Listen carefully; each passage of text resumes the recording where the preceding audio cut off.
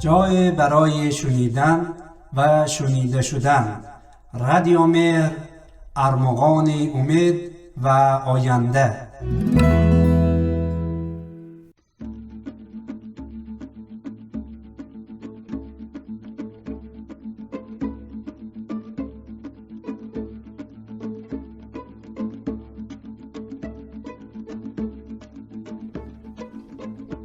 مشاهیر پارسی.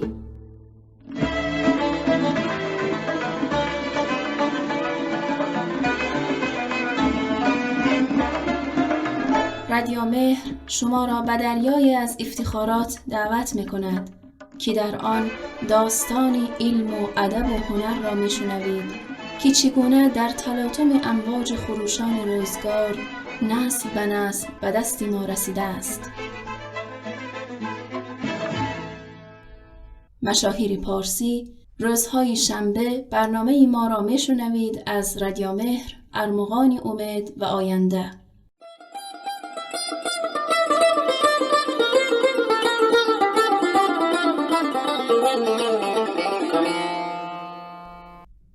به نام خالق یکتا. با سلام و درودی فراوان نثار همه شما شنوندگان عزیز رادیو مهر. مدینه حیدرزاده هستم، محقق و کارشناس زبان و ادبیات فارسی. به لطف خدا امروز می‌خواهیم آشنا شویم با ستاره دیگر از آسمان درخشان ادبیات فارسی.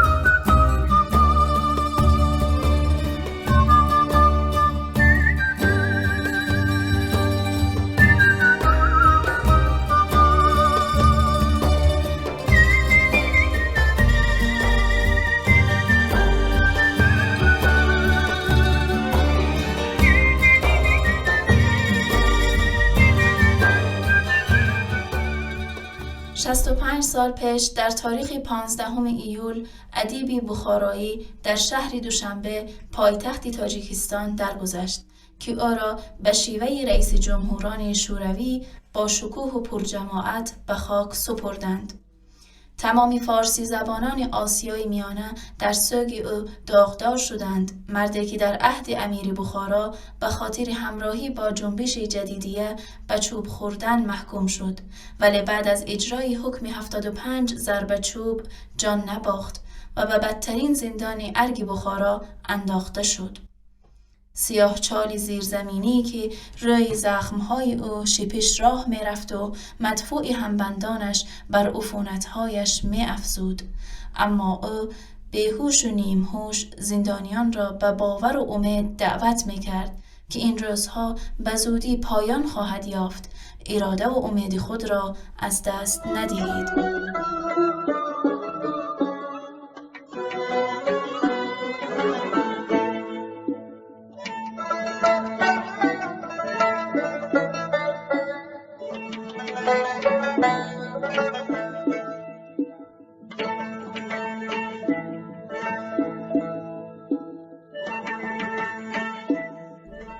صدرالدین عینی فرزند سید مراد خواجه که با تخلص عینی معروف گردید، در ماه اپریل سال 1878 در شهرستان غیژدوان ولایت بخارا در خانواده ادب پرور به دنیا آمد. استاد عینی در ماه ایولی سال 1954 در شهر دوشنبه داریفانی را وداع گفت و آرامگاهش در این شهر قرار دارد.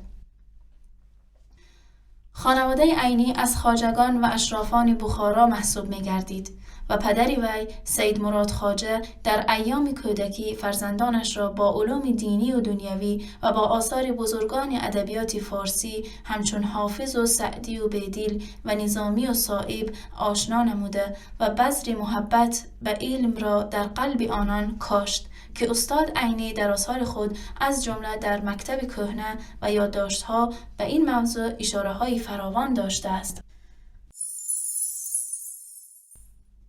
عینی خیلی زود از لطف و مهربانی والدین محروم میماند و زمانی که 12 سال داشت با نیت تحصیل از غیژدوان راهی بخارا شد. برای عینی نوجوان تحصیل و زندگی در بخارا کاری آسان نبود و او بناچار خدمتی توانمندان بخارا را انجام می‌دهد و بدین وسیله امرار معاش می‌کرد. باید گفت تحصیل و زندگی در بخارا برای عینی جوان خیلی مؤثر بود. او در این مدت ضمن کسب علم از فیض صحبت و همنشینی دانشمندان و فاضلان آن روزگار همچون شریف جان مختوم صدرضیا، پدری محمد جان شکوری و همچنین احمدی دانش متفکر و نویسنده و شاعر مشهور و مؤلف نوادر الوقایع و چندین اثر ارزشمند دیگر و حرکت‌های تجددخواهی آن زمان بهره تمام برد و این آشنایی‌ها در اندیشه و افکار استاد عینی اثری فراوان باقی گذاشت.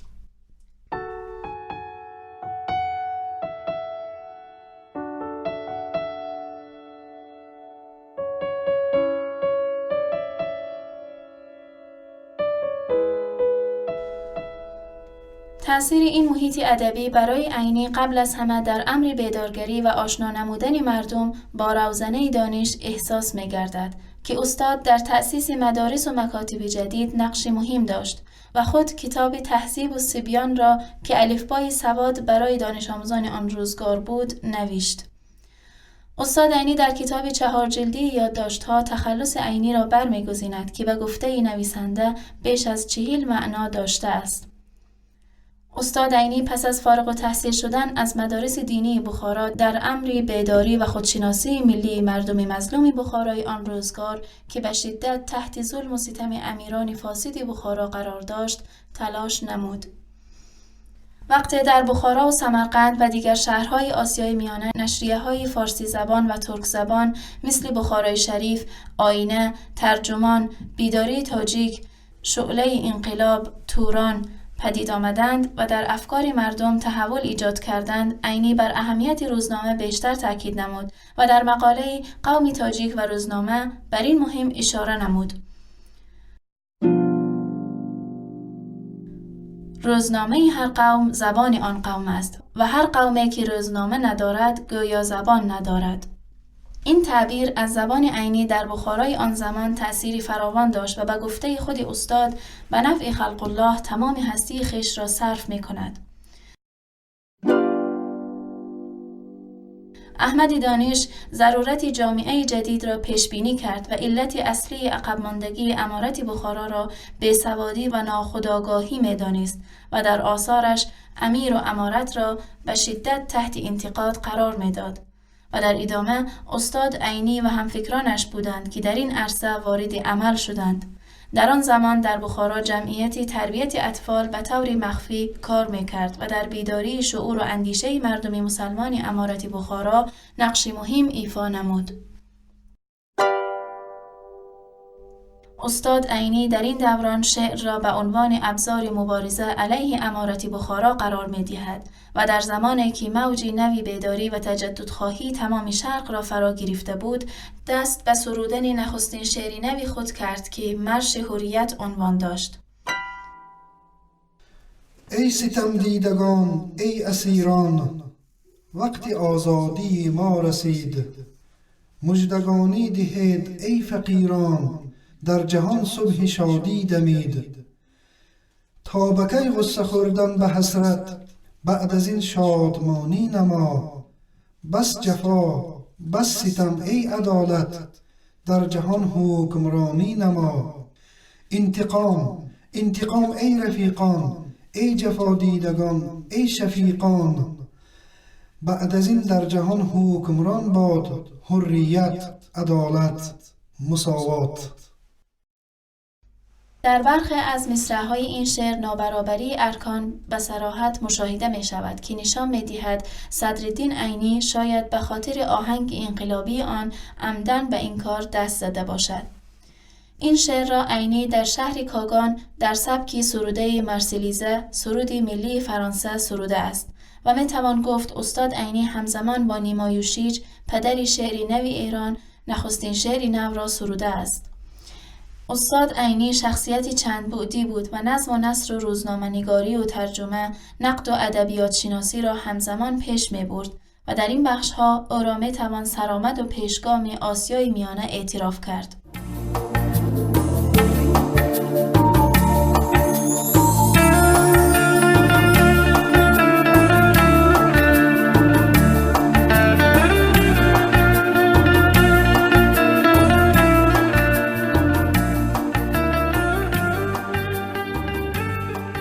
عینی در ادبیات نوین تاجیک اولین دانشمندی بود که اقدام و معرفی بیشتر و عمیق‌تری چهره‌های فرهنگی و ادبی فارسی زبان، استاد رودکی، فردوسی، سعدی، ابن سینا، بیدیل، نوایی و واصفی نمود و در خصوص آشنا نمودن افکار و خدمات آنها به مردم، رسائل و تألیفات و تحقیقات ماندگار انجام داد.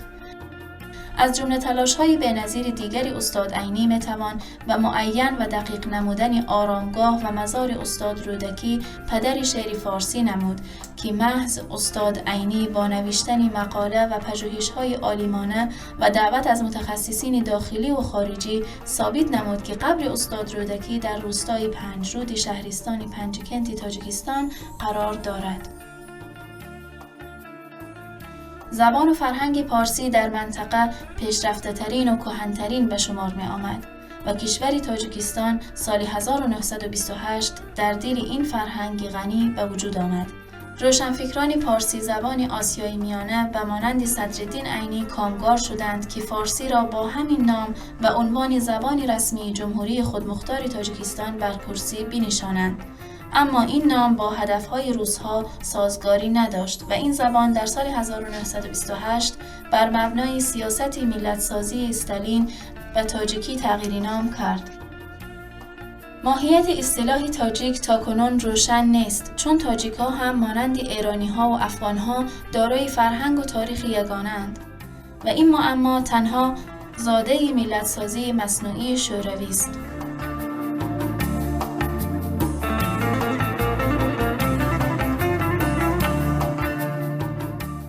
آنها نخست خط را به لاتین عوض کردند. با قطع آموزش به خط پارسی در عمل دسترسی مردم به مطالب منتشره به زبان پارسی در بیرون از قلمرو شوروی محدود شد. این تغییر همچنین بنیادین ترین پیوند مردم با جهان اسلام را گسست و سوادآموزی مردم دیگر چون گذشته وابسته به متن قرآن کریم نبود. دیرتر در سال 1940 الفبای تاجیکستان به سیریلیک دستکاری شده تغییر کرد و بدین گونه ارتباط سیاسی مردم این جمهوری با روسیه و دیگر بخش‌های شوروی تحکیم یافت. زبانسازان شوروی برای کشیدن خطی مشخص میان تاجیکی و پارسی برای زبانی نوین تاریخ هم جعل کردند و اسطوره ساختند که گویا جدایی میان تاجیکی و پارسی در سده 16 میلادی صورت گرفته بود و همه ادیبان پارسی از رودکی گرفته تا سعدی فارس و تاجیک نام گرفتند. در نتیجه این عملیات بر همه پارسی زبانان آسیای میانه چی در گذشته و چی امروز هویتی تازه تحمیل شد. این در حالی است که هیچ پارسیگویی در آسیای میانه تا قبل از اشغال شوروی و سالها بعد از آن نیز زبان مادری خود را تاجیکی ننامیده بود. صدرالدین عینی که پایه‌ریزی الفبای سیریلیک تاجیکی را رسما به او نسبت می‌دهند، هرگز از آن رسم الخط کار نگرفت و نسخه اصلی همه شعرها و داستان‌های وی به خط پارسی نوشته شده است. استاد عینی پس از 40 سالگی بیشتر به نوشتن آثار منثور روی آورد که ثمره این تلاش‌ها داستان‌های کوچک و بزرگ و رمان‌های ارزشمند همچون غلامان، آدینه، یتیم، مکتب کهنه، جلادان بخارا، مرگ سودخور، عصیان مقنع و قهرمان خلق تاجیک تیمورملک میباشند که هر کدام از ارزش و اهمیت ویژه برخوردار بوده و به نوع تاریخی موثق و دقیق امارت بخارا محسوب میشوند.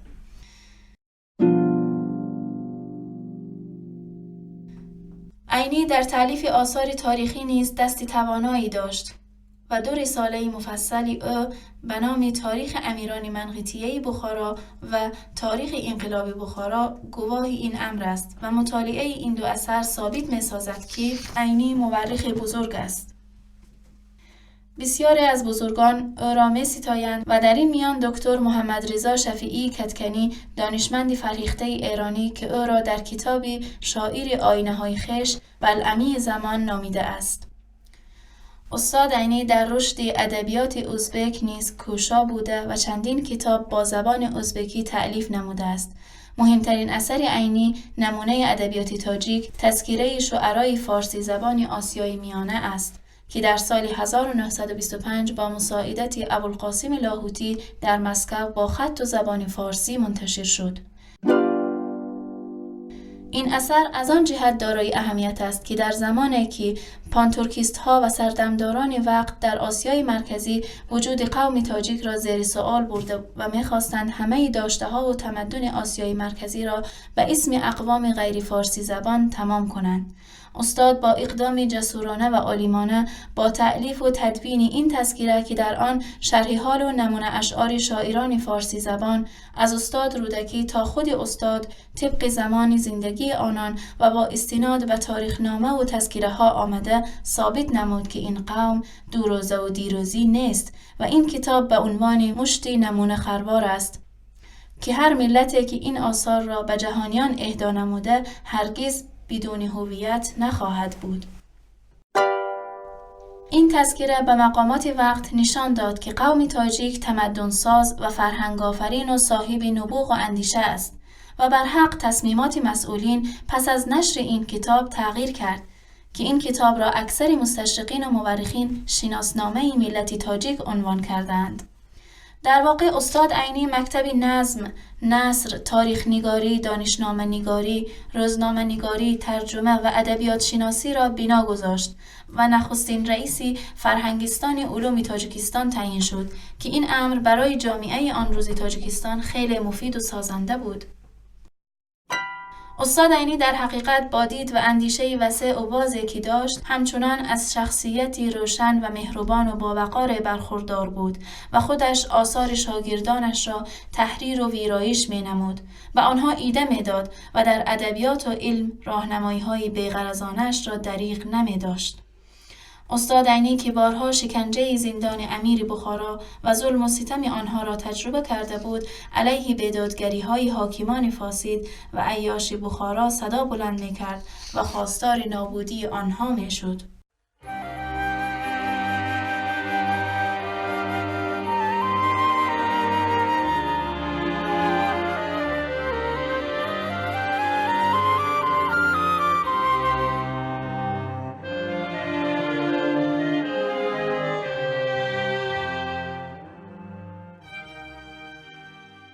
یا ربان خانه بیداد و ستم ویران باد، یا ربان محکمه جبر مزارستان باد.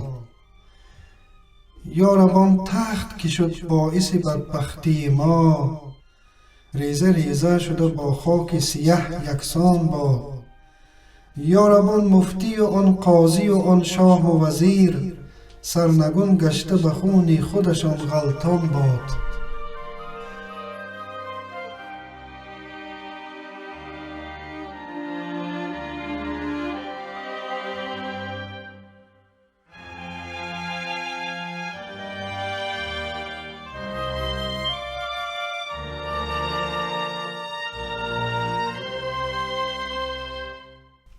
عینی را همه ادیبان تاجیک و ازبک استادی بر حق و شایسته خود می‌خوانده‌اند و می‌خوانند و آثار و اندیشه‌های او بیانگر روزگاری تلخ و شیرین مردمان آسیای میانه است و دولت تاجیکستان که در سال 1997 او را به عنوان قهرمان تاجیکستان سرفراز گرداند، ادامه همین محبت و احترام به شخص استاد است.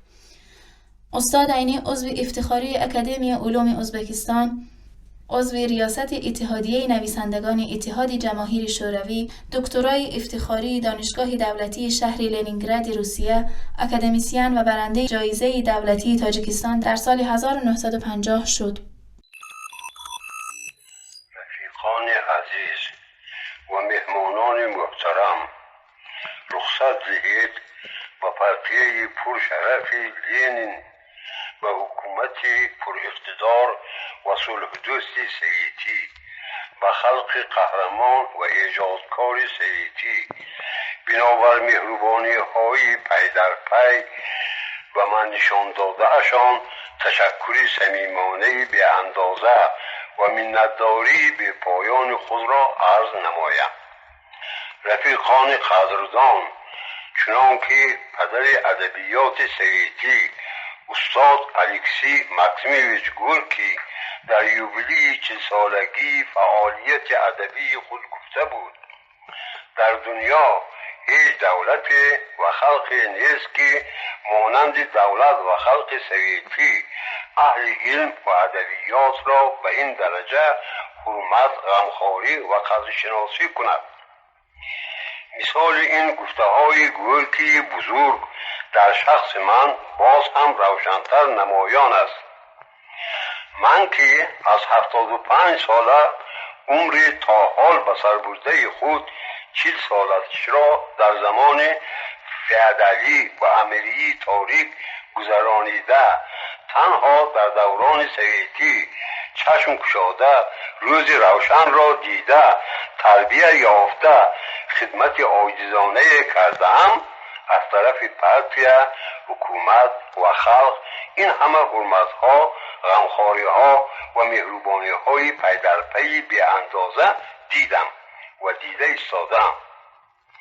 رفیقان مهربان، من این همه مهربانی و قدرشناسی‌های پارتی، حکومت و خلق را از نام ادبیات سویتی تاجیک که یک قسم جدا نشونده ادبیات سویتی عالم شمول است قبول نموده، امیدوارم که در ادای شکران و منتداری عملی این غمخواری‌ها و احترام‌ها کلکتیف نویسندگان، شاعران و ادبیاتشناسان سویتی تاجیکستان و من یاری دهم، یعنی ادبیات سویتی تاجیک را در قطار ادبیات سویتی برادران اتفاق سویتی به درجه که پارتی، حکومت، خلق و دوره از سوسیالیسم و کمونیسم گذشتن طلب میکند بند بردارم.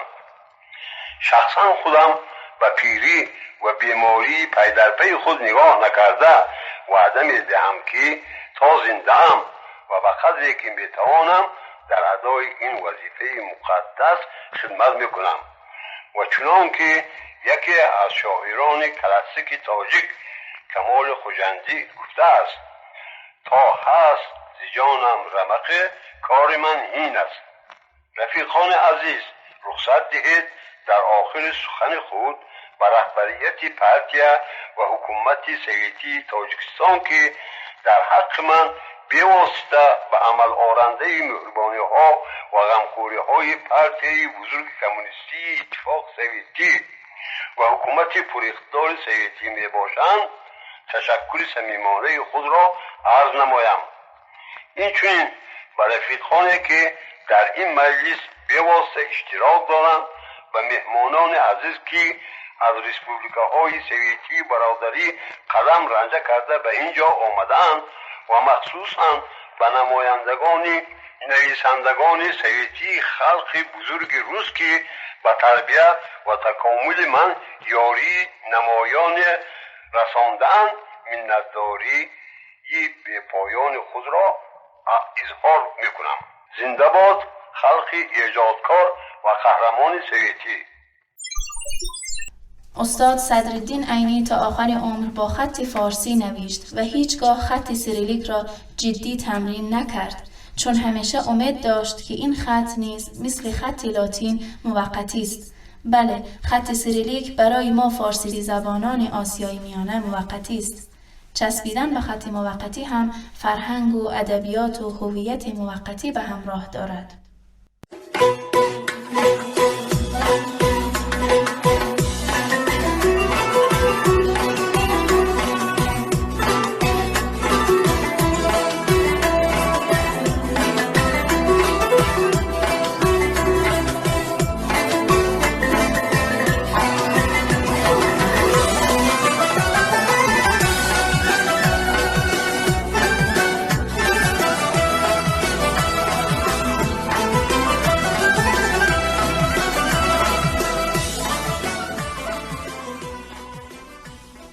اگر زبان تاجیکی ضعیف و ناکارآمده است، پس چی باید کرد؟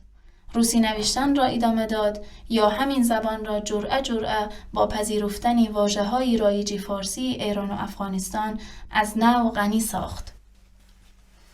خوشبختانه در تاجیکستان امروزی کسی را به خاطر اصلاح طلبی و یا آموزش خط فارسی مجازات نمی کنند. پس ما می توانیم با استفاده از ارتباط و همبستگی با ریشه های خود که ایران و افغانستان است، واژه ها و تعبیرهای تهرانی و کابلی را به گنجینه لغاتمان اضافه کنیم.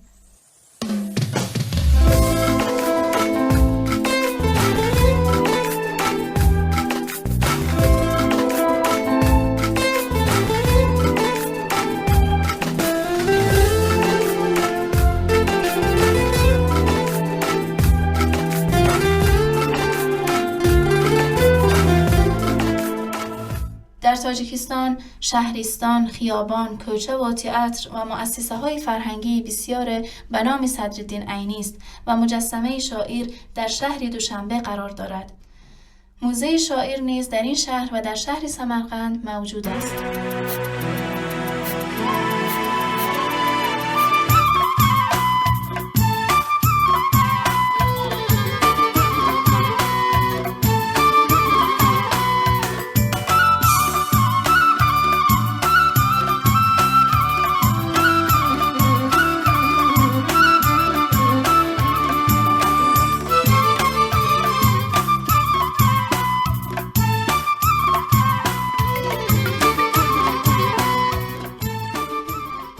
دوستان و همراهان عزیز برنامه، از اینکه تا اینجای برنامه همراه ما بودید سپاسگزارم. در اینجا با هم میشنویم غزل زیبا از استاد صدرالدین عینی. ای همه شیرین لبان افتاده در بند شما، بند کرده نیشکر را قامتی قند شما. ای قد و رخسار و زلف و چشم و ابرو، رحمت یک دل مسکین چی خواهد کرد با چند شما. گرچه رفت از یادتان یادی دل غمگین ما، دور باد از غم الها طبع خرسندی شما. کاری صد خروار مشک و صد چمن سنبل کند، تار از زلف سیاهی مشکاگند شما. سروی آزاد از چی رو هرگز نمی جنبد ز جا، می توان فهمید گردیده است پای بند شما. کی بود از لطفتان بر آرزوی دل رسد، عینی بیچاره یعنی آرزومند شما.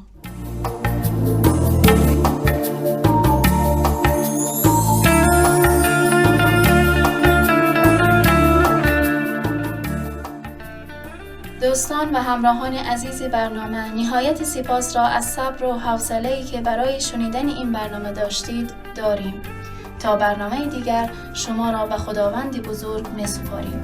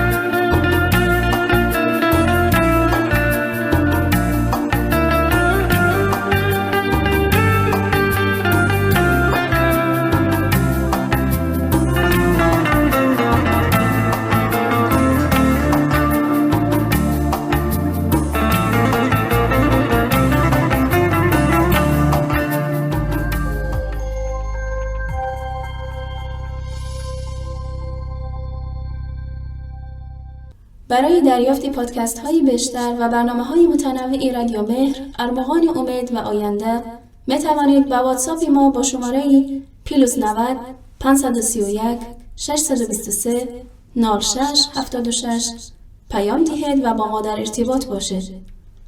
اینچنین در کانال یوتیوب و فیسبوک رادیو مهر آبونه شده و ما را همراهی کنید. www.radiomehr.org